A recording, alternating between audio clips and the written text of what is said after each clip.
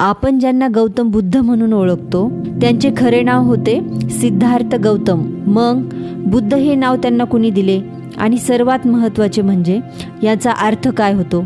सिद्धार्थ गौतम यांनी 29व्या वर्षी त्यांचे राजेशाही जीवन आणि ऐशोआराम सोडला, कारण त्यांना जगातील दुःखामागचे सत्य शोधायचे होते. अनेक वर्षे त्यांनी कठोर तपश्चर्या केली, ज्ञान मिळवण्याचा प्रयत्न केला.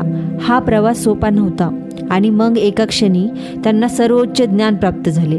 त्यांना जीवन, मृत्यू आणि दुःखांच्या कारणांचा अर्थ समजला. याच क्षणापासून सिद्धार्थ गौतम हे बुद्ध म्हणून ओळखले जाऊ लागले.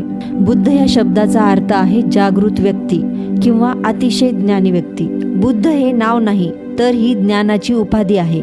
ज्याने जीवन रहस्य जाणले तोच बुद्ध. बुद्धांच्या आणखी अशा शक्तिशाली विचारांसाठी सबस्क्राईब करा.